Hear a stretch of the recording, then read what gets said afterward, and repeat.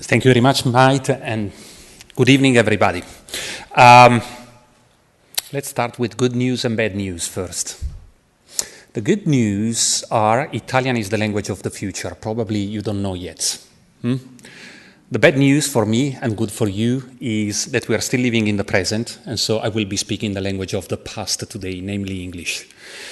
So there's no need for the headphones for translation. I'm basically a researcher. I work at a not-for-profit organization which is named the Scuola Agraria del Parco di Monza. And I've been working last 25 years on separate collection, composting. We started from the angle of organics, and this is why I'm still so keen to speak about biowaste management, composting, anaerobic digestion, and whatever pertains to good management of biowaste. But then we progressively made our scope broader and broader, because we found out that once you manage the organics properly, there's really no limit in the good strategies you may implement with separate collection, recycling, and this is why we approached progressively the area of zero waste.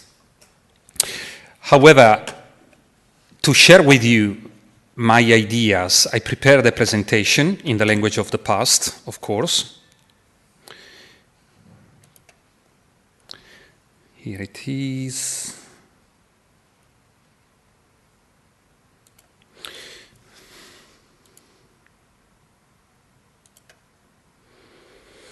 Okay, I'm getting used to Estonian progressively.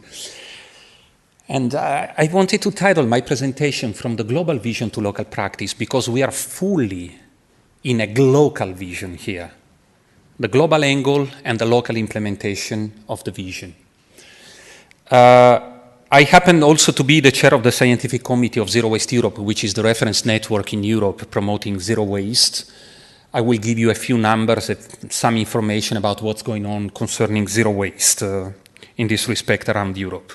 However, when talking about zero waste, of course, the first reaction which may cross your mind is, this looks too fanciful, doesn't it? Unrealistic. Zero. Will we ever get there to zero? And if we consider just the number, probably, this is a good question. You know, there is nothing as zero in human activities and in nature. However, we may consider the direction towards zero waste. And you should be considering zero waste as a methodology to go continuously towards the goal. So it basically blends efforts on waste reduction, on reuse, on separate collection, pay as you throw, redesigning of the system, composting, recycling, so that we never surrender to the idea that there is something in our waste which can't be reused, recycled, reduced, composted. If I make a summary of my professional activities in the last 20 years or so, I may consider that when we started to implement intensive separate collection systems in the early 90s, the highest separate collection rate at that stage in Italy was around 10%. But I would say around Southern Europe, there were some intensive separate collection systems already running in Central Europe, namely in Germany and Austria mostly, then the Netherlands, but nothing like that in Southern Europe. And so the question was, will it be possible to behave like the Germans do? We found out that it depends on the scheme. There is no cultural attitude towards or against separate collection. It's the scheme which is producing the results at whichever the latitude you implement your system. However, when we started the first curbside system, collection at the doorstep, in Bellusco, a municipality near Milan in 1993, we went to 65%, when the highest level of separate collection before was around 15%. So that sounded incredible. But okay, we celebrated, we rejoiced for a few days, and then we wanted to discover new horizons to improve even further. So we introduced a transparent bag in order to determine a further driving effect towards the households, telling them, hey, look, we don't want anything which is recyclable to end up in your residual waste. And the separate collection rates jumped up by another 10%, up to 75%. Then we introduced the pay-as-you-throw systems, the system according to which the polluter pays. The more you produce your waste, the more you have to pay. There is something similar here and there across Estonia right now. However, we went up to more than 80%. And now we have got many zero-waste municipalities with a continued commitment to redesigning the system in order to optimize separate collection and maximize the results, which are around the high 80s and around 90% separate collection. So we are not at zero yet, but we are getting damn close to zero. And it's the continued commitment which matters. That's really, once you start, you get so passionate and committed to do better and better, more and more, year on year, month on month, week on week. Okay, so if you consider the perspective, we may say that zero waste is more than the destination, the continued journey to get there. It's a series of instruments and mechanisms to improve continuously our system. We will get back to the way that zero waste strategies work in the local level. However, if I may borrow the words of a very important person in history, namely the Mahatma Gandhi, when you try to promote something which goes against received wisdom, he used to say, first they ignore you. They say, yeah, these guys are talking about zero waste, but who cares? Let them speak. Then they laugh at you. They say, oh, gosh, these guys are really funny freaks, you know, always talking about the environment, but the world is going another direction. Then they fight you because they start getting concerned, you know, because zero waste is promoting a good practice, saving money, creating jobs. And this might go against some of the planned strategies, which are mostly based on disposal in landfills or incinerators. And then in the end of the story, you win. Right now, we are in between fighting and winning. And today, it's an extremely important day because in Brussels, at the European Parliament, the European Commission will present the work program, and they will hopefully confirm or discuss the possibility to keep the package on circular economy, which is subtitled towards a zero waste program for Europe. So you see, zero waste is getting fully embedded at the highest level in European legislation.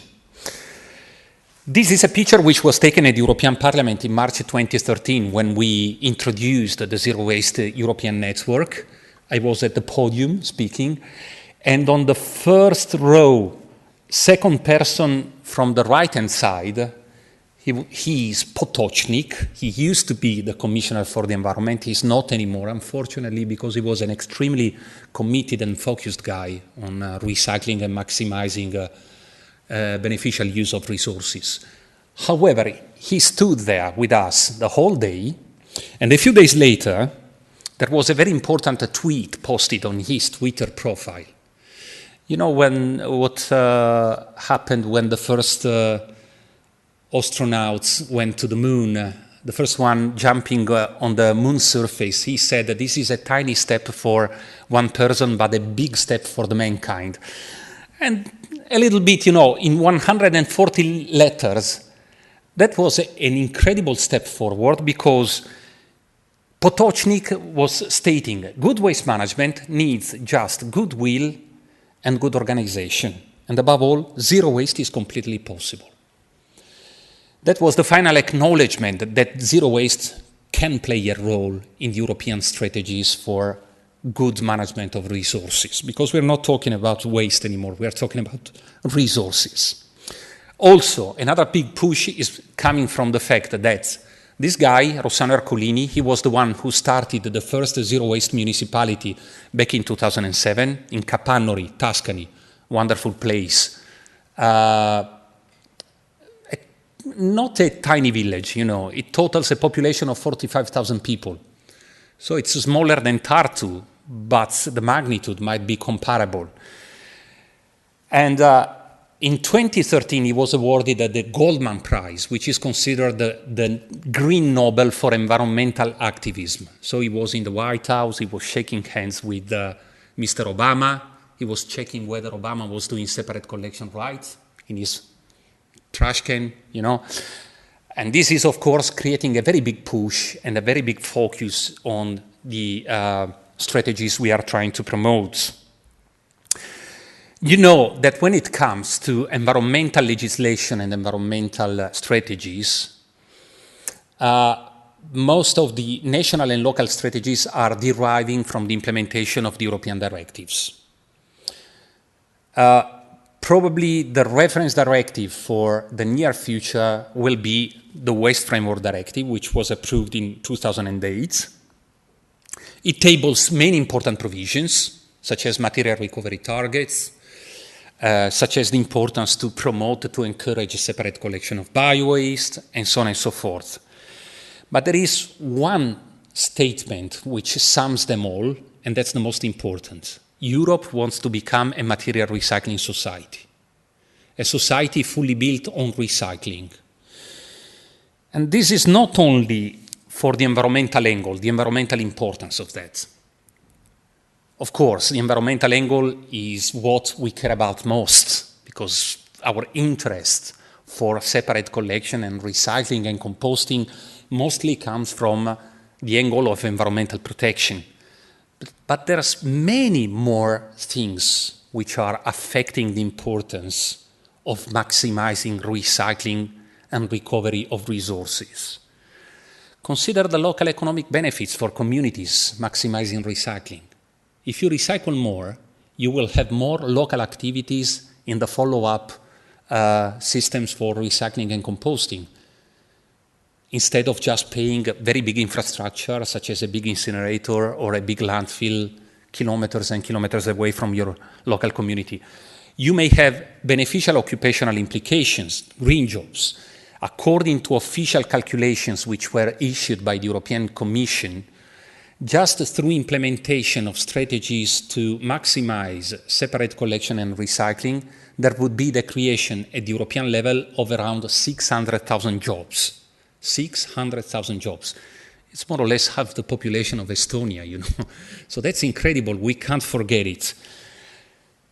But if I may say, there is one thing which is driving more than the others, the interest on circular economy, zero waste, maximization of beneficial use of resources, is the supply of raw materials. And let me mention the resource scarcity crisis. The resource scarcity crisis is that phenomenon which has been defined at an international level, and it's becoming really a nightmare for our decision and policymakers. Consider this. Europe, it's a society poor in primary raw materials. So until the recent past, we have basically been importing resources from other parts of the world, oil, metals, rare earths, and so on and so forth. But we can't keep banging on the door of other people, because there are the growing economies such as India, China, Brazil, and they want to have their slice of the cake right now, also because they are having a growing industrial production, and so they need primary raw materials. And the primary raw materials are not sufficient for everybody around the world. So those economies which are poor in primary raw materials and are basically a transformation economy, such as the European economy, they need to try and recycle as much as possible in order to secure the supply of secondary raw materials back into industrial production. So it's a matter of keeping competitive in the global rush for production and supplies. This is a very nice picture. One shot, it tables the difference between the circular economy and the linear economy. So far, we have been based on a scheme which was considering extraction of primary raw materials, transportation from the sites where the primary raw materials are extracted to where they get used in industrial production, and then consumption, and then disposal, incineration and landfilling. But this is causing impacts both on continued uptake of primary raw materials on the one hand, and with impacts coming from disposal in the end of the system. And we have to turn it into a closed loop in which waste becomes the so-called urban ore, a warehouse, a storage of materials which might be beneficially used in order to feed back into industrial production and the follow-up consumption by European society. This is why, back in July, the European Union issued the proposal on the so-called package on circular economy. Subtitle, once again, let me stress it once again, towards a zero-waste program for Europe. And there are many important provisions. First of all, a new material recovery target, 70%. Right now we have got a common European material recovery target, which is 50%. Of course, this will be discussed, and we don't know yet what will be the final conclusion of the discussion. But we know for sure what will be the direction, and the direction will be towards ever-increasing targets for reduce, reuse, recycle, composting, and so on. For packaging waste, an even higher target, 80%, because in packaging waste we have got the supporting strategy of extended producer responsibility, so we may fund the schemes and these may get to higher levels of efficiency. But let me draw your attention to the fact that the targets are not expressed in terms of separate collection. Those are material recovery targets, and material recovery should be calculated net of the process rejects after separate collection, recycling and composting. So in order to get to 70% material recovery, we should be separating around 80% of the municipal solid waste. Okay, the deadline is for 2030, so we've got time. It cannot be done overnight. It doesn't take ages either. But I think it's time to start. It's time to start. There's plenty of evidence, and I'm going to share it with you in a while, that this is feasible, but we should be starting somehow. Also, a target on food waste prevention, 30% reduced food waste production. This also brings along an ethical perspective, because you know there's so much food which is getting wasted. And with increased efficiency in food waste production, in food production and food distribution, we might be feeding many more people than we do right now. And this is why it's becoming incredibly important. The deadline for that reduction target is at 2025. And also a mandate, an obligation on separate collection of the organics, again at 2025. So in 10 years from now, the world will look different. Will look incredibly different when it comes to waste management. And we should kind of warm up. Start now in order to get to an optimized situation by 2025 or 2030. How does zero waste work? I think you know the 3 R's: reduce, reuse, recycle. And this has been basically driving our vision in Europe in the last 20, 30 years or so. Then in Europe, we say, okay, after reduce, reuse, recycle, we have got some residual waste. This is not a good R, that's a bad R. Residual waste. And yeah, we may get some energy through thermal treatment, incineration, or safe disposal in a landfill site with prior pre-treatment according to the obligations as stipulated by the landfill directive, and so on and so forth. But when we have got some residual waste, in the zero waste perspective, we have got something which is good for redesigning the system. So whichever the level you get to, it may be 60%, 70%, 80%, 90% recycling. We don't want to stop there. we want to see what's still left in residual waste in order either to optimize separate collection further, if it's a matter of mistakes done by households, by the population, or to send a kind message to the industrial production, if it's a matter of materials which are hardly recyclable or reusable or compostable right now. So we want them to be subject to redesigning in order to make them more recyclable and compostable in the future. And the fourth is the most important in zero waste, and it gives you the circular mechanism for continued improvement of the system. Zero waste is acting as a network of national affiliates. We don't have for the moment any national affiliate in Estonia, but I wonder, it might be this kick-off meeting, to establish the platform for interest in zero waste and to establish a national network trying to promote a zero waste concept. In the end of the story, your government was one of those ones who made some statements about zero waste. That was basically, to my opinion, promoted by the very big impact of the Let's Do It campaign on cleaning up your countryside and woodlands from fly tipping and something like that. The problem is they declared zero waste and then they built a huge incinerator in Tallinn. And how can we play with the circular mechanism for continued improvement of separate collection when we had to secure the supply of waste to an incinerator which is able to incinerate 200,000 tons a year? There will be a conflict sooner or later. The total production of municipal solid waste in Estonia might be something as 300,000 tons, 350,000 tons. If you consider 70% material recovery, the total residual waste which is left for incineration would be much less than 200,000 tons. So there will be a problem sooner or later. We will have a meeting anyway at the ministry tomorrow discussing this and the concurrent strategies in order to promote separate collection. And we'll see the way it goes. However, we have got different national networks.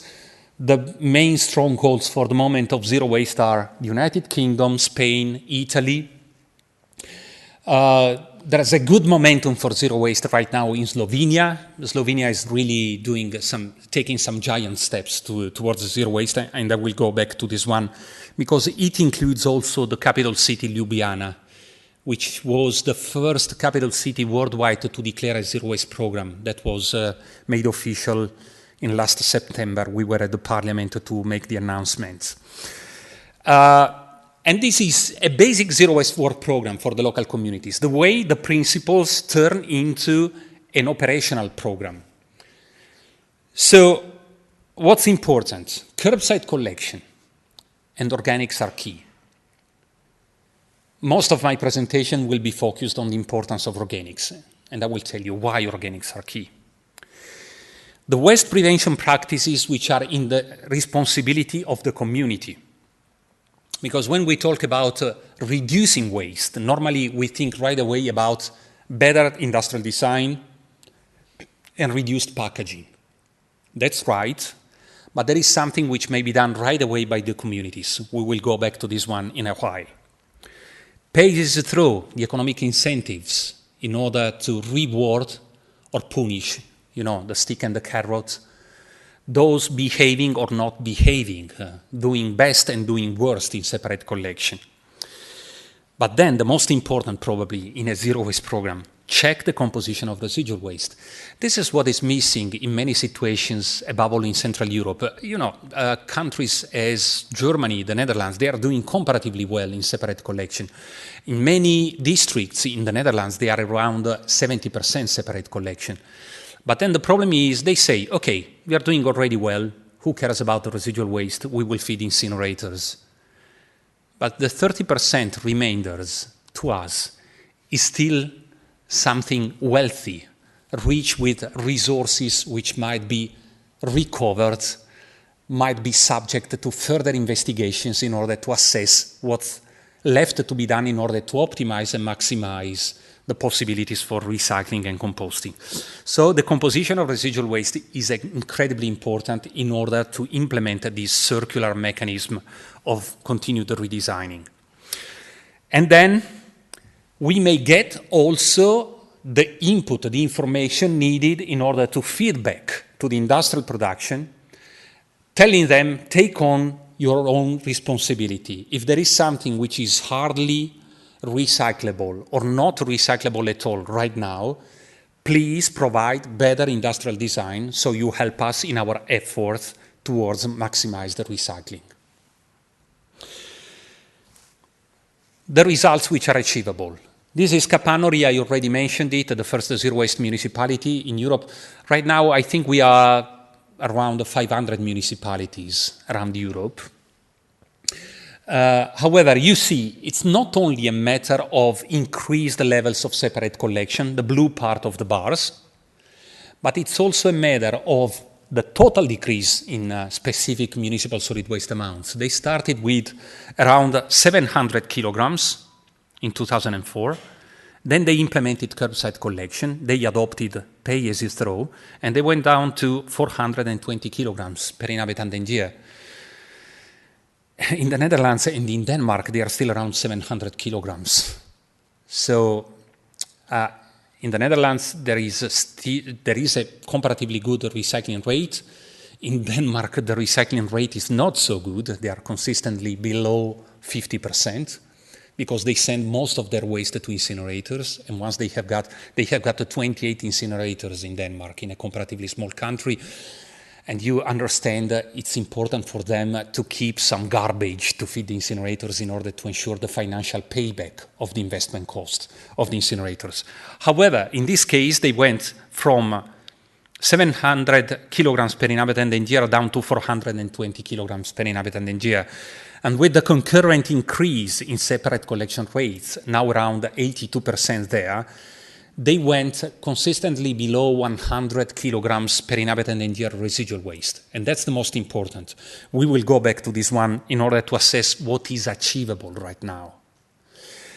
Probably you know that the European average for specific municipal solid waste production is around 550 kilograms per person and year. The average in Estonia is lower, as in all the new member states. But the European average is around 550 kilograms per inhabitant. So once you get below 100 kilograms residual waste still needing disposal after efforts on reduction, reuse, separate collection, recycling and composting, you are not at zero yet, but you're getting damn close to zero. But we will see, you may go even lower. I told you something about the short-term agenda for waste reduction, which is already at the level of responsibility of the single communities. What may communities do in order to reduce their waste? Of course, promoting home composting. One of the reasons why there is a high specific municipal solid waste production in Denmark, for instance, is that they are collecting extra amounts of garden waste. To my opinion, it doesn't make much sense, much as I love composting, of course. But also home composting is composting. And it's more sustainable than centralized composting. Whenever you have got garden waste, you have got a backyard where the garden waste might be composted. And it's more beneficial to the environment, and it's more beneficial to the municipal budget as well. So home composting is one possible approach. Sustainable event management, if you have got a local party, there's many municipalities and counting, the number is counting, adopting specific local regulations according to which you can't use throwaway cutlery and dishes. You need to use reusable dishes and cutleries. Water from the tap. I think you have got comparatively good water here in Estonia. Well, be assured that at some time there will be someone trying to come here to get your water, to barrel it, and try and sell it to you, of course. You can get it yourself from the tap, of course, without spending money, and above all, without producing any waste. So, does it make sense? It does not make sense. So, water from the tap, it's something which is, there is a comeback for water from the tap in many areas around Europe, trying to react on the excess reliance on bottled water. And then nappies. You know, nappies are around 5% of municipal solid waste. Try to consider some of our zero waste communities achieving 90% separate collection. Nappies might be 50% of residual waste, you know, 5% out of 10% residuals might be 50% of residual waste. And this is why we consider it so important to promote cloth nappies, washable nappies. Now we are working also on recyclable or compostable nappies. Still, there are some critical points. But it's, you know, the redesigning system, the rethinking systems that makes us go further and further, tackling any specific problem at a time. For the moment, the washable nappies, they give the answer in order to curb the problem. Here you see. And of course, we have seen that promoting the reusable nappies, we have got a wonderful instrument in order to assess the performances of any new proposal instrument we implement. And it's, once again, the analysis of residual waste. Making calculation on residual waste, we detected that we have convinced around 60% of the families to use the washable nappies instead of the throwaway nappies. Of course, what keeps the other 40% from using the washable nappies? The fact you have to wash them, you know. It's not so handy, not so comfortable. Some of them, they are commuters, they work as far as 100 kilometers from home, they get back at home and they don't want to be puzzled by washing the nappies and something like that. Okay, we know. And this is why now we are considering the further step. For instance, creating some cooperatives amongst the youngsters to make a dedicated collection round for the washable nappies, managing a centralized laundry service for the nappies, and giving the nappies, once washed, back to the families. So we turn a disposal cost into new jobs and new wages. And that's a circular economy, and that's zero waste, and it benefits to the local communities. The water from the tap, of course, you may start from schools, from canteens. There are the water houses, which are being widespread in many areas in Southern Europe, just as a reaction on bottled water. We give them both still water and sparkling water. And the still water is basically the same they can have at home. But we use the sparkling water in order to capture their attention. And after 1 month, they get both still water, sparkling water.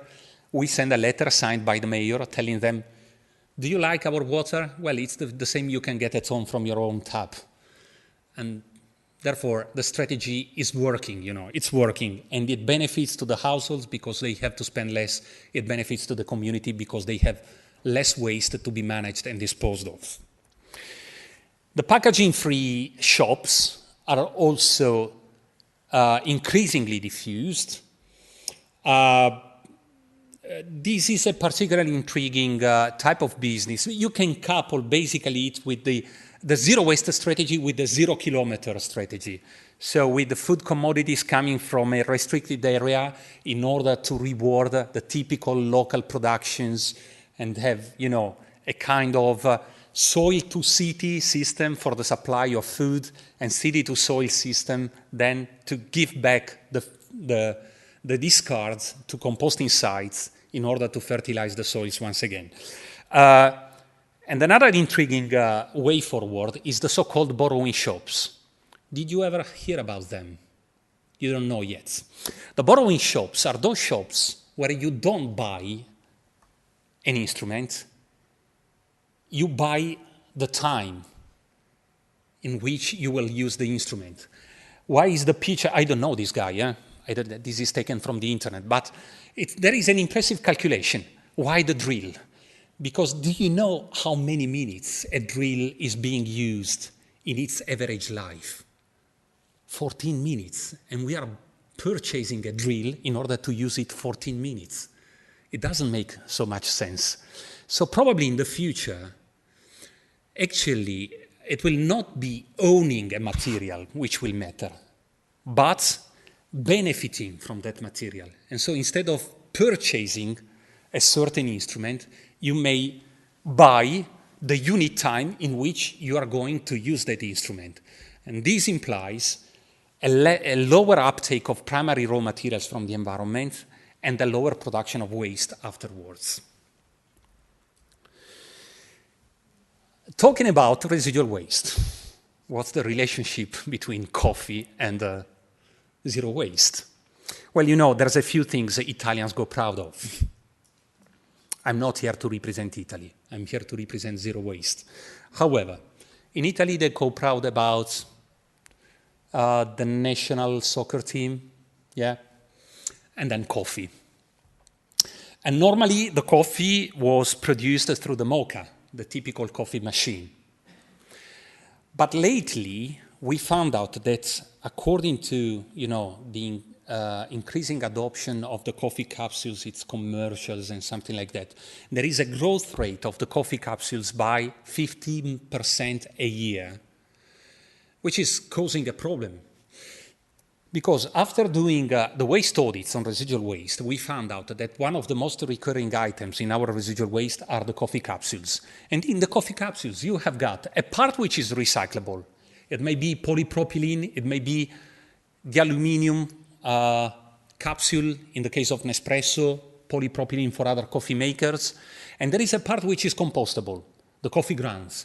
But once they are commingled, it's neither compostable nor recyclable.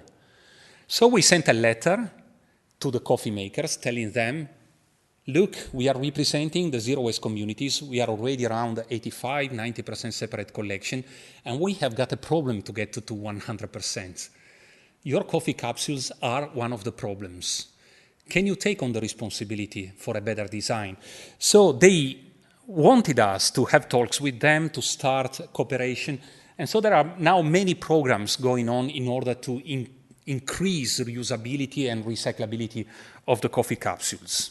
I may give you details afterwards in bilateral contacts if you so wish. And now let's go down to the organics. The organics are key, as I told you.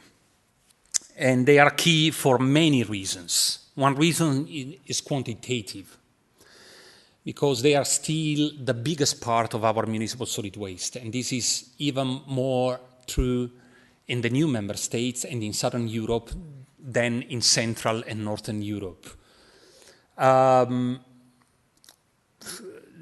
Quite often in Central Eastern European countries, we find around 40 to 50% organics inside municipal solid waste. So if we want to get to 70% material recovery, we can't forget about the organics, good management of the organics. They have got an importance which is operational. Once you implement an effective system for separate collection of the organics, then you will have residual waste, which is poor in fermentable materials, so you can sharply reduce the collection frequency for residual waste. And the importance of this is twofold, because you may have cost optimization of the system. A lower number of collection rounds implies a lower cost. And you may exert a further driving effect on separate collection of the dry recyclables. The lower the collection frequency for residual waste, the more difficult will be to put anything in residual waste. So people will find it easier, more user-friendly to separate their glass, their paper, their metals, and so on. And also there is a qualitative importance. Once we take the organics out, you know, in the end of the story, what we culturally and historically consider as waste is food waste, because it's the part of waste that stinks, that makes the waste dirty. It causes yuck, you know, it causes nuisance. So once we take the organics away, even residual waste, it will be a bundle of materials, and it's workable in itself. So we may recover further materials also from residual waste, even after separate collection and recycling and composting. This is a visual assessment of what I have already told you. There is no way to get to 60, 70, 80% separate collection without including the organics in the program. This is based on evidence we have from everywhere around Europe. with no focus on the organics, no way to get beyond 30 or 40%. And this is why, basically, the separate collection of the organics is one of the mainstream options around Europe. It's not an exception. It is widespread. In many countries, there are obligations for separate collections. In Germany, in the Netherlands, the obligation is on the municipalities. In Austria, the obligation is transferred down to the single households. And they say either you do home composting or you have to participate in home composting programs. This makes the system even more effective than in the Netherlands, because in the Netherlands they say, okay, the municipalities, they have established the program and then it's up to the families to take part or not in the system, of course. Catalonia, which is the leading region in Spain, in other countries they have got specific targets for biowaste management, such as in Sweden, and in other countries such as Italy and the United Kingdom, they have got general targets for recycling, which are exerting a driving effect also for the organics, because once you have got the targets as the one in the United Kingdom, in England they have got a target which is 55%, in Scotland it's 70%, in Italy it is 65%, and once again, no way to get there if you don't include the organics in your separate collection program. So now, let's go a little bit deeper into the operational details of an optimized system for separate collection of biowaste. This is really the next big thing to be done in Estonia as well. And we have to start. I say we, because I feel committed also to help in this respect, as I feel committed everywhere we go to try and implement pilot schemes. This is really the next big thing. When starting a system for separate collection of biowaste, what crosses your minds is that there are two types of biowaste. One is food waste and one is garden waste, and they have to go to the same site, basically, a composting site or an anaerobic digestion site. This makes sense indeed. They will go to the same site, so we can collect them in a commingled way. But if you do that, you will have a material which is fermentable and heavy, such as food waste, and a material which is much lighter and not so much fermentable as garden waste. So, what's the said outcome of collecting commingled food and garden waste? You need to keep a relatively high frequency for collection of food waste, because there is food waste inside which is stinky. But you need to use a compactor, because you have got a bulky waste which takes up a very big volume, such as garden waste. Also, another important issue is the seasonality. If you want to collect garden waste alongside food waste, you have to provide extra room in your bins for garden waste to be collected during the growing season. The growing season might be a few months here in Estonia, maybe April through September or something like that, but still you will have to consider extra volume. And once you consider the extra volume, during winter time, you will have to stop and collect a bin which is half empty. And let me show it with a picture. This is a wheelie bin. By the way, this picture is coming from New York. In New York, there's already 200,000 people doing separate collection of organics, mostly in Brooklyn, in a comparatively wealthy area. So they say, yeah, it's easier there, but still it's 200,000 people in a big town as New York. And now they want to go bite also the big skyscrapers in Manhattan, of course. And that will be the big challenge, of course. However, the problem is that since they were considering the commingled collection of food and garden waste, now they are collecting bins which are almost empty because there is no garden waste. And you need to spend time, an incredible amount of time, to pick up bins which are almost empty. This is not operational optimization. Also, they need to consider compactors. You know that guy. That's an Italian guy representing Zero Waste Europe. It's myself, that one, in front of a compactor. And I'm always the happiest man in the world when there is a separate collection of the organics.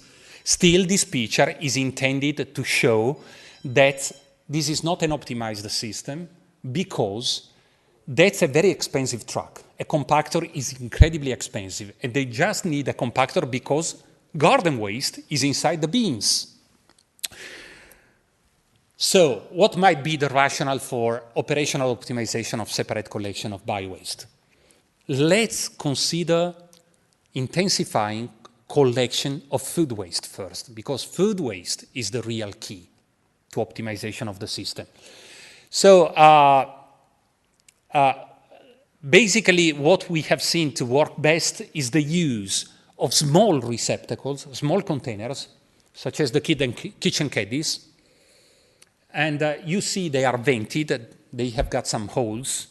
That's important because thanks to evaporation of water from one collection round to the next one, we can lose up to 20% of water by evaporation, which is better for the families because it's less leakage, spillage of liquids from food waste. And it's better also for municipalities because they will deliver a much lower tonnage to the composting site. You know, the gate fees are euros per ton. So if 20% is lost by evaporation, it means 20% less payment to the composting site. The composting site is happy anyway, because at a given permitted tonnage, they may serve more municipalities and they will treat more organic matter and much less water. Also, it might be important to use some systems to make the collection more comfortable, such as some paper bags or biodegradable bags. We are lucky in Europe because we have got a common standard, which is EN 13432. It was established back in 2002 on purpose in order to set a sharp borderline between what is compostable, truly compostable, and what is not compostable. Therefore, if we use paper or bioplastics, which are truly compostable, and if they comply with the European standard, we may increase the comfort for the households and we maximize the captures, which is important. Maximizing the captures is incredibly important if we go back to what I just told you about the fact that if you minimize the percentage of organics in your residual waste, you will have operational optimization of the system as a whole, thanks to reduction of collection rounds for residual waste. Then you may use the buckets. Once the bag, the paper bag or the biodegradable plastic bag is full, you can take it into a bucket. Detached houses with gardens or houses with only a few families, they may just consider using a small bucket. It's good for manual collection. Manual collection takes much less time than mechanized collection, so you save money. But, these are some pictures of that. If you go in the densely populated areas with high rises, one question which may cross your minds is it possible in the high rises? Yes, ladies, yes, gentlemen. It is possible. We are doing that since 1995, and I will give you a few more insights about that. But for the moment, let me tell you. Of course, in this case, instead of picking up 15, 20 buckets, you use a common wheelie bin, a cart, which serves 15 or 20 families. So it takes more time to load a wheelie bin than to picking a bucket. But you will load only one wheelie bin instead of 15 or 20 buckets. So you save time once again. It's a matter of operational and economic optimization of the system. But can you see the lorry, the truck? It's not a compactor. It's an open lorry. There's no need to compact your food waste. The bulk density is already high on itself. And therefore, if you use the open lorries, they are incredibly cheaper than a compactor. And they make the single collection round much cheaper than for a commingled collection of food and garden waste. This is why you can keep a comparatively high frequency for collection of food waste, and so you maximize the capture of food waste. This is the rationale. You see everything in a row in order to get to operational optimization of the system. This is a summary assessment of what is the kit for each single household, the compostable bags, the vented kitchen caddy in each situation, and then depending on whether you are in a small building with a few families, you will use a small bucket for manual collection, And if you are in a high-rise building, a block of flats, they will be served by carts, wheelie bins, in order to serve more families with one single pickup. Then we don't have to forget about garden waste. Of course, we want to promote home composting as much as possible. We can't compel anybody in any case. It's as with the washable nappies, of course. Of course, we want to make a collection of garden waste not so much user-friendly, so there will be a higher participation in home composting programs, because if the collection of garden waste is too comfortable, they will deliver as much garden waste as possible. But garden waste may be collected at the civic amenity sites. This is the way they are being worded in England. It's municipal recycling centers. So it's not a cost for collection, because people, they will have to take it themselves with their own cars to the municipal recycling center. Or for those disadvantaged people, maybe old people without a driving license, without a car, whatever, you may consider collection at the doorstep, but with a much less frequent collection than with food waste. So the single collection round is remarkably more expensive than for food waste, but the collection frequency is much more relaxed. So you will have a lower cost and above all a higher participation in home composting programs. Okay, the city centers, the high-rise buildings. You are living in a lucky country. It's nice, by the way, nice. Despite the hell cold weather in winter times, we are not so much accustomed to minus something degrees. In any case, however, nice country, nice people, and not so many high-rises. I have seen in Tartu, which is the second largest town in Estonia, is it? It's the second largest town. However, there are some. There's a few more in Tallinn. Is it possible to do separate collection of food waste at the high-rises? Indeed it is. In Germany, for the moment, it's planned. They have got a mandate stipulated in there. It's called the Kreislaufwirtschaft Abfallgesetz. It's the federal law on the closed loop of material and management of waste. It's in one single word in German. Funny language. And they have got the obligation to do separate collection everywhere in Germany from starting next year.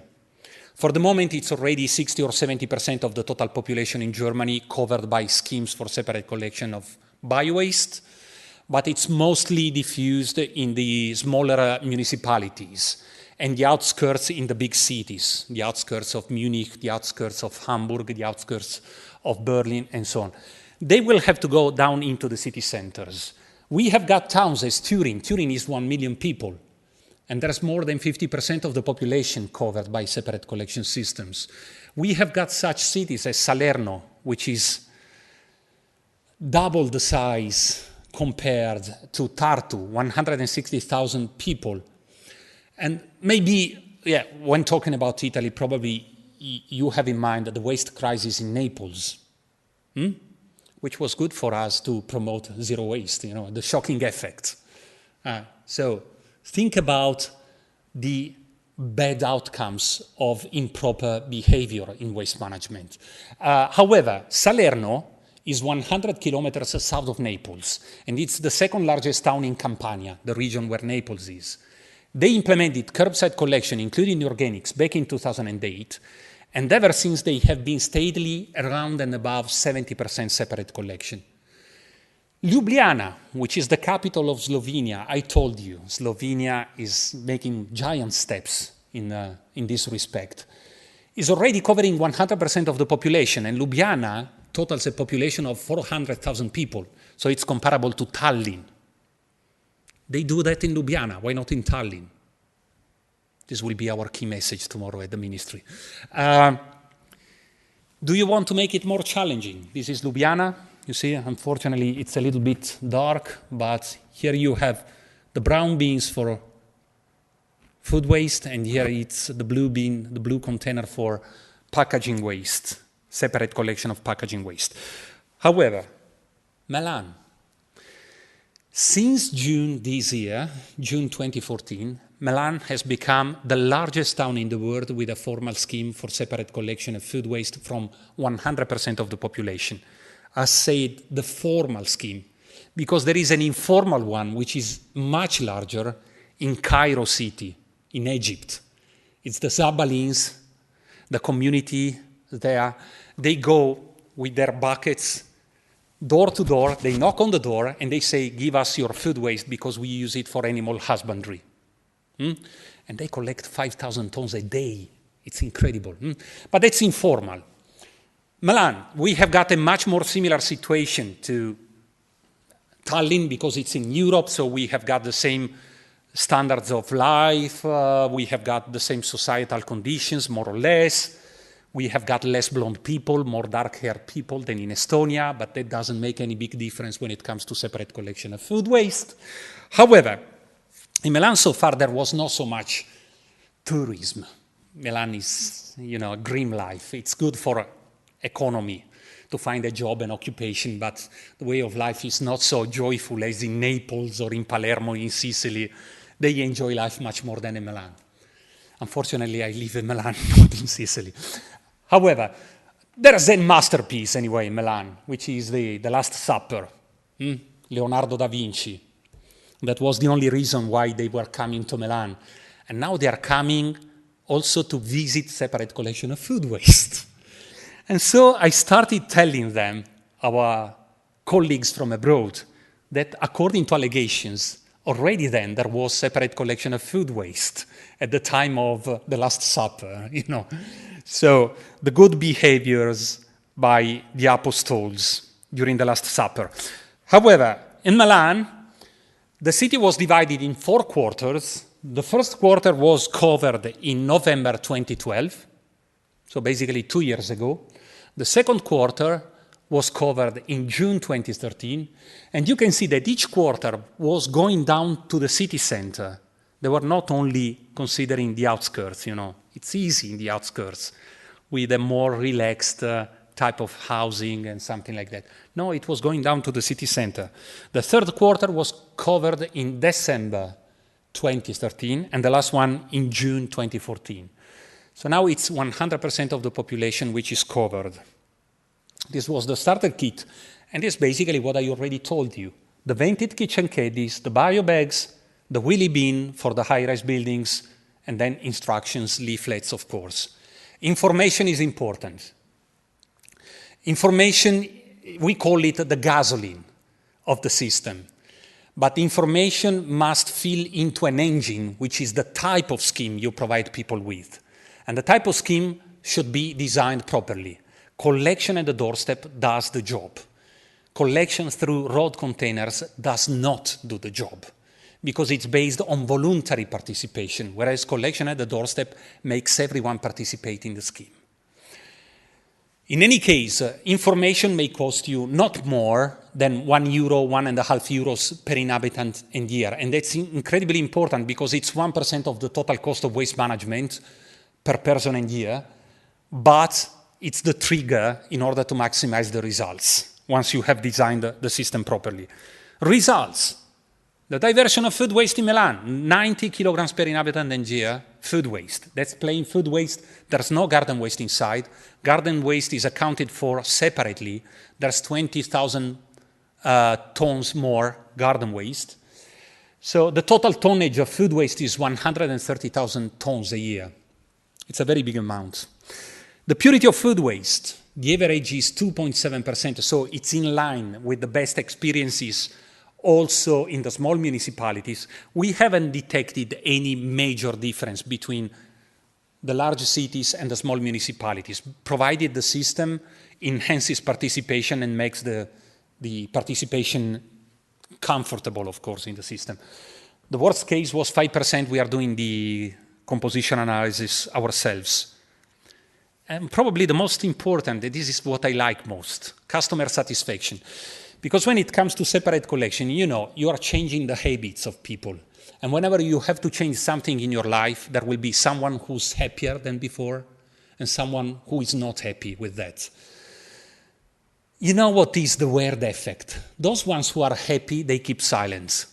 The ones who are not happy, they will phone the mayor, they will write letters to the newspapers, they will show up on TVs saying, we are not happy. Okay, that's important, and we want to detect what are the critical points, so we want to hear them. It's important to have them, because they tell us, look, the collection calendar is not fit for purpose, the size of the wheelie bins is not sufficiently designed, or something like that. So we can improve the system. However, once you try to get to scientific evidence of what is the happiness, the support to the system, you need to use a scientific instrument which goes under the name of customer satisfaction analysis. And it should be based on consistent statistical assessment. And once you do that, we started them in 1995, and always, believe me, always we get to 90% of the people who are supportive, 5 to 10% of the people who are not supportive. This is important to know, because those ones who are not supportive will tell us what's to be improved. But we start from the confidence that the 90% are supportive to the system. So what we say to the mayors, you will win the next elections as well, because 90% they are supportive. Okay, some postcards from Milan. These are popular houses in Milan. We have got the 20% extra European immigrants. So, of course, we had to translate instructions in 10 different languages. Actually, we did it in 9 different languages, but then Indian was there, Tamil was not there, so the Tamil community, they got upset, and they translated it themselves as well. So that's good, in order also to make them participate in the life of the city, you know. And I think this is quite intriguing, because if you can see at a snapshot the way it looks like once you use the biodegradable bags, they may be biodegradable plastics or paper bags, but it looks much cleaner, much more tidy than if you are required to deliver your food waste loosely amongst the food waste of all your block of flats or the whole neighborhood. You know, it's not so much comfortable to open up a wheelie bin when you know there's hundreds of people getting their food waste there. But if it's included in watertight, biodegradable, compostable bags, it's much easier. And this maximizes the captures. Okay, the last part of my presentation will be around the cost assessment. Because this morning I was making a class about biowaste management to the students here in Tartu. And I was talking about the so-called taboos of separate collection. And I know you will have to face many taboos. We are still facing them ourselves. For the moment in Italy, there's 50% of the population which is covered by separate collection of food waste, which makes us happy already, but still we have to convince not 50% of the population, but 50% of the mayors. Because that's the problem, convincing the mayors. And the mayors, you know, sometimes they say, yeah, we are not Germans. That's quite typical. But we have shown evidence that once you implement the system, wherever you implement it, be it in Spain, be it in England, be it in Italy, and I'm pretty sure in Slovenia, we are now working in Bulgaria, it works. It does the job. It delivers consistent results. And the separate collection rate will not depend on the cultural attitude of the people, but it will depend on the type of the system you implement. Once again, with separate collection at the doorstep, maximizing the results. Another of the taboos is, I believe in separate collection. I know it benefits to the environment, but it's incredibly expensive, sir. Our evidence is not like that. First of all, let's consider we have got a common trend in Europe towards increased cost of waste management. This is a well-known economic mechanism which is worded internalization of environmental impacts. Let's consider, for instance, the landfill directive.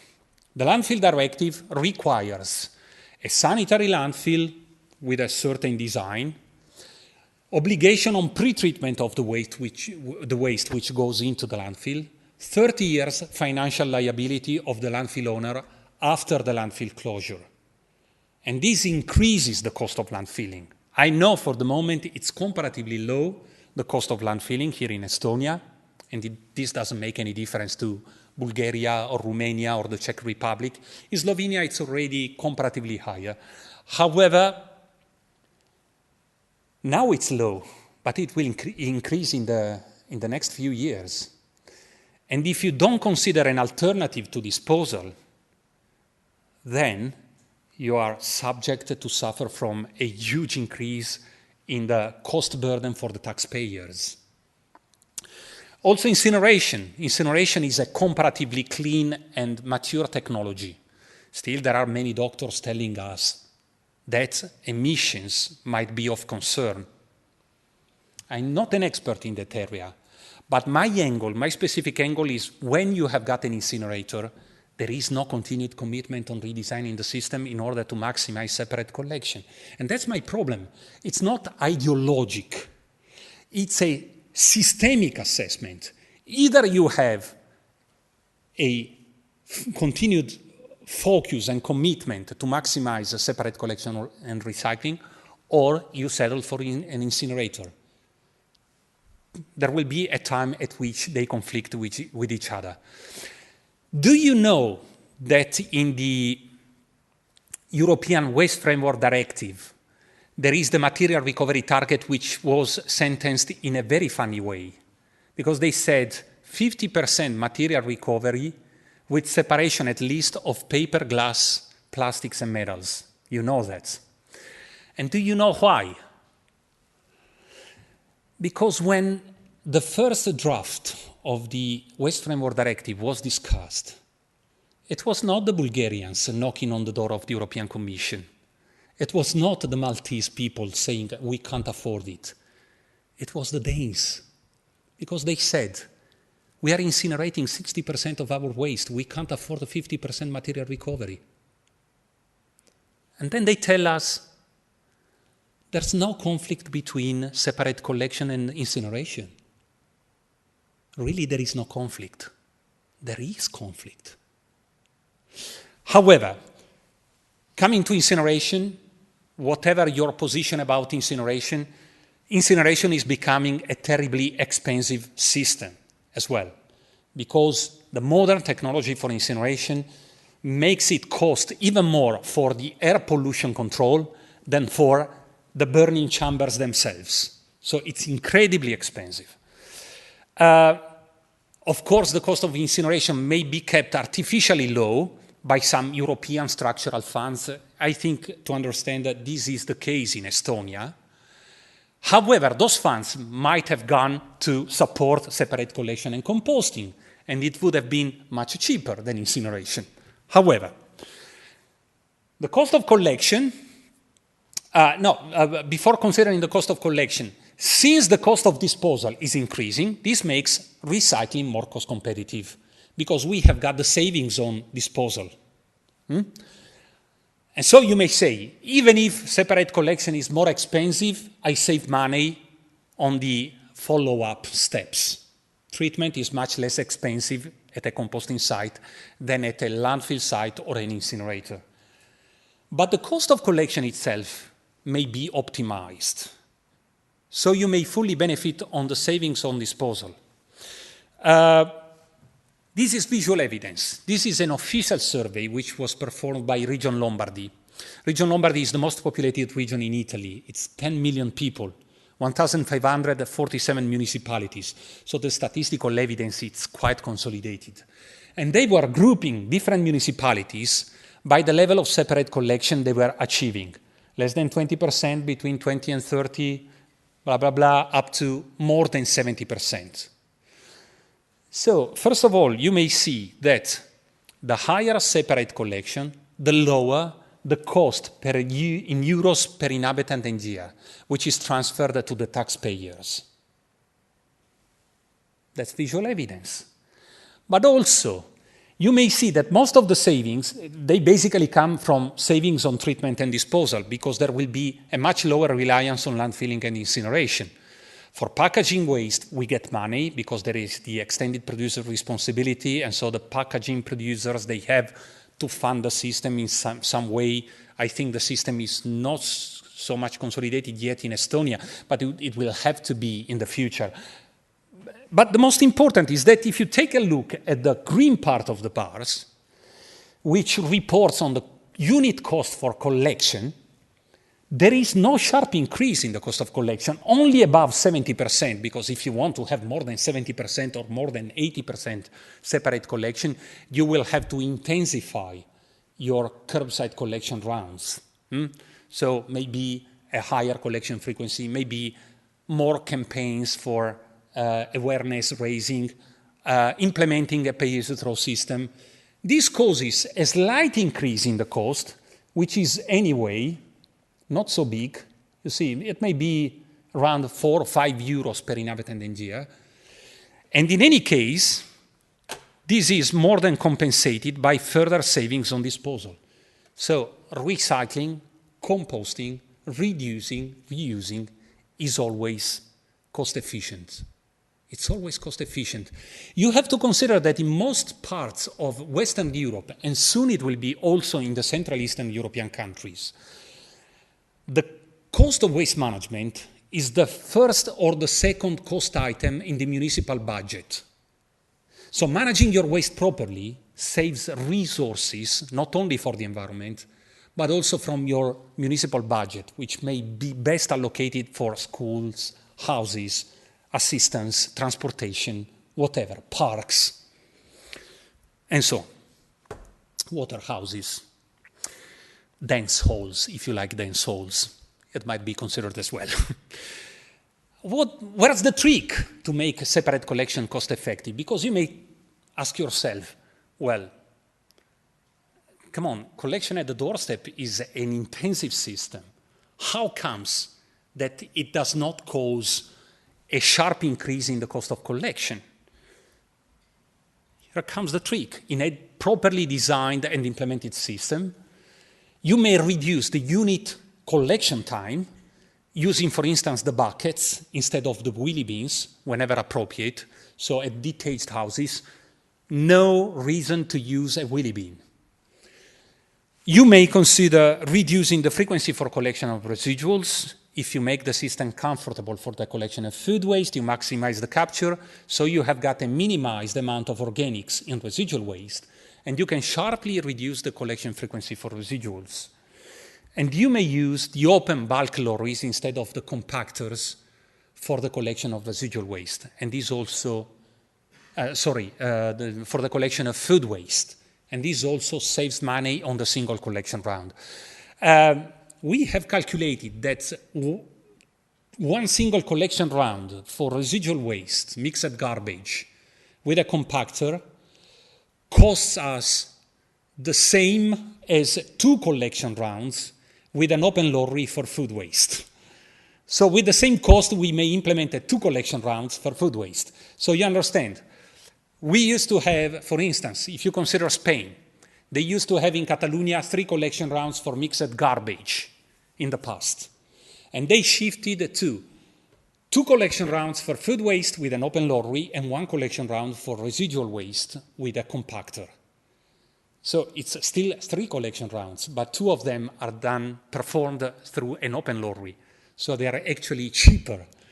So you save resources also to implement a separate collection round for paper, for instance, at the curb, or for plastics, or for glass, or them all together. So there's so much you may do with operational optimization. And as I told you, what is key is maximize the capture of organics. You can see with the dedicated collection system for food waste, thanks to the fact that we may keep a relatively high collection frequency for food waste, and also thanks to the use of the watertight bio bags, which make the system more comfortable, we maximize the captures, and the percentage of organics inside residual waste drops well below 10%. So it means that residual waste is not fermentable anymore, and there's no reason to keep the collection frequency for it comparatively high, so you can save money. I know what crosses your mind. You say, okay, food is good in Italy, so that don't waste anything. But believe me, sometimes in southern Italy, in certain waste management districts, we are well above 50% food waste inside municipal solid waste. And when we implement separate collection of food waste, you may remember the unit captures in Milan. They are 90 kilograms per inhabitant and year. In southern Italy, sometimes we get to 150 kilograms per inhabitant and year. It's the different life habits. In northern Italy, it's similar to Central Europe, so we have got a sandwich for lunch and maybe some frozen fish or something like that for dinner. I told you it's a grim life in Milan. Whereas if you move down to southern Italy, pizza, fresh fish, vegetables, nice life. So you enjoy it much more, but you produce much more food waste. And this is why the captures of food waste are even so more important. Okay.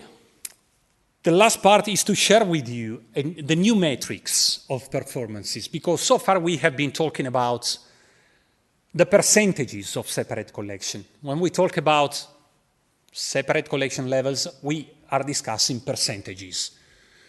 It's important because it's already giving us, a rough touch of how far we have gone. But if we only consider the separate collection rates, there would be no emphasis on the good contribution by waste reduction. Where is waste reduction in the metrics which are only assessing the separate collection rates? I mean, if you promote home composting, you are taking some organics away from the separate collection rates. If you promote water from the tap, you are taking some glass and plastics away from the separate collection rates. But we know from common sense and from the European directives that the best waste is the waste which is not produced. So we have to work concurrently on reduction and separate collection. I would better reword it. We have to work first on reduction and then on separate collection. So we have to adopt new metrics. If you consider this waste management district, this is one of the best performing zero waste districts. It's 50 municipalities totaling a population of 530,000 people. So it's almost a little bit less than half the population of Estonia. They have got around 85% the average separate collection rate, with peaks in single municipalities around 90%. That's the average in Italy in 2013, 40% more or less, and that's the average in the region Veneto, where this district belongs, around 63%, because there's a widespread adoption of separate collection at the doorstep in Veneto. But they have been working also on waste reduction. They have implemented pay-as-you-throw systems. They have been promoting home composting in the last 10 years. They have been promoting the use of cloth nappies instead of the throwaway nappies, water from the tap instead of bottled water, and so on. So they went down from 440 kilograms per inhabitant in year down to less than 350 kilograms per inhabitant in year. It's 2 sub-districts in this waste management district. What is the combined effect of reduction and separate collection? It's minimization of residual waste. By minimization of residual waste, we mean shrinking to the least the amount of residual waste in kilograms per inhabitant and year. So the new metrics for performances will have to be how much waste are you still disposing of after your good efforts on reduction, reuse, recycling, and composting. And they went down to around 50 kilograms. 50 kilograms. You know what? They have tabled a zero waste commitment. In next 10 years, they wanted to decrease the amount of residual waste by a further 80%. So they want to go down to 10 kilograms per inhabitant in year. They have established a local zero waste board. I'm taking part in it. And of course, from time to time, we open up the bags of residual waste, we see what's still in there, and we assess what are the next options to be considered in order to increase further the material recovery or work better on waste reduction. But why is it possible? That's possible, once again, because they don't have any incinerator to fill. There's no incinerator there.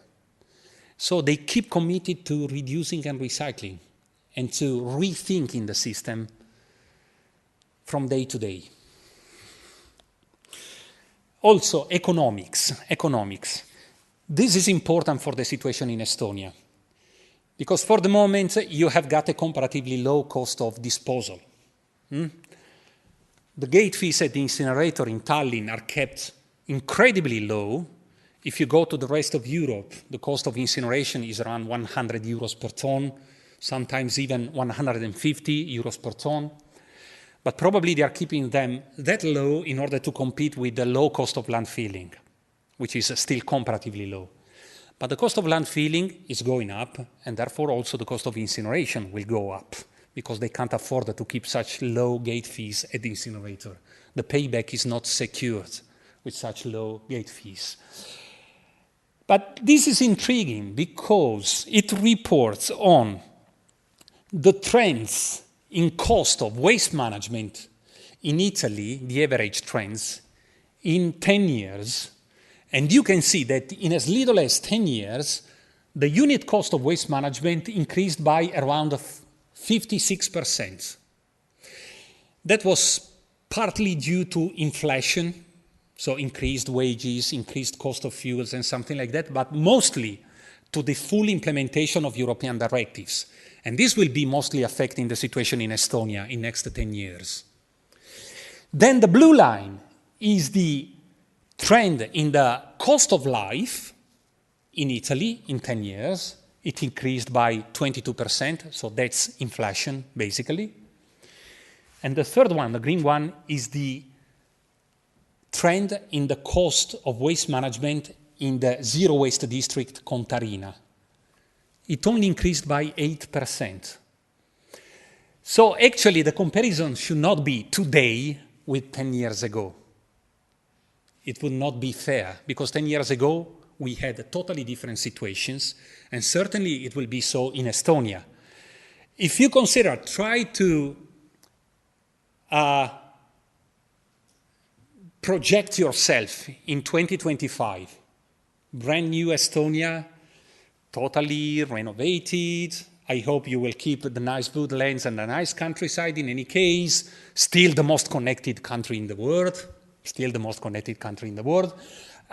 But waste management, totally different. Full implementation of the European strategies. And the unit cost of waste management, booming, literally booming, skyrocketing, getting higher and higher. So, if you consider the situation in 2025 with the situation today, you will tell yourself, yeah, gosh, but the cost has increased in the meantime. Sure, my grandmother was paying much less than me for waste management. She was just throwing everything in a hole, dump sites. That was not good for the environment, of course. So the comparison should not be 2025 with today, but what you do at a certain time with what it would have been if you did do nothing. That's the most important. So the increase was only 8%, and it would have been 56% if they did not act towards zero waste. That's the most important. Ljubljana already tabled a zero waste commitment. It was officially announced in September this year at the European not the European Parliament, the National Parliament. It was not only Ljubljana. The first 4 municipalities to adopt a zero waste commitment there, they had plans for an incinerator in Ljubljana, and they have totally dropped such plans because they understood that it's much more cost effective to keep working towards zero waste. And the present and future in Ljubljana, they are already doing comparatively well. Probably you don't know, but Ljubljana is the capital city with the highest recycling rate right now in Europe and probably in the world. They are already at 60% because they are already collecting the organics throughout the city. Organics are key. Once again, organics are key. Their amount of residual waste is 120 kilograms per inhabitant and year right now, but they have tabled new and more challenging goals for 2025 and 2035, both in terms of new recycling rates and above all in terms of minimized amounts of residual waste per person and year. And this is a zero waste mindset. So once you get to a certain level, you never stay there just rejoicing and celebrating and doing nothing else. You still want to keep committed towards a further improvement. That's circular economy, that's zero waste. And probably this is the most important one, and this is why I kept it last. In the zero waste champion district, Contarina, there is the province capital, which is named Treviso. It's the same size as Tartu, 80,000 people. Basically, it's the same size. They implemented curbside collection, including the organics, 5 months ago, and they had skyrocketing results. Separate collection went up to 86%, and the total amount of residual waste dropped down to 62 kilograms per inhabitant and year. So this may be done in Tartu as well. However, that's the best evidence. You see, they have decreased the total cost per inhabitant and year from around 100 euros per inhabitant and year down to around 93 euros per inhabitant and year. So they are saving around 5-6 euros per inhabitant and year. But look at the upper part of the picture. They have increased the number of employees for separate collection from 58 to 84. So at the same time, they are saving money and they are shifting the cost of waste management from rewarding the capital, as it would be with big containers on the road, with big compactors, with big incinerators, and so on and so forth. The cost of such infrastructure and such equipment is basically a cost of the capitals needed in order to purchase them, and then you have to pay them back. They have shifted the cost of waste management from rewarding the capitals towards rewarding people. More jobs, more wages. And that's the most important thing to share with you. So, recapping. This is a strategy which is viable. It's showing to be practicable in every situation, in Northern Europe, in Central Europe, in Southern Europe, in large cities as in small villages. It's practicable, practical, it's effective. So in one single word, it's a very powerful strategy. And try always to keep it in mind how much power you have got in your hands, since you will be the designers of the future, of the new systems for waste management, collection, composting, recycling systems, and so on and so forth. So, more power to your elbow. Thank you so much for your attention.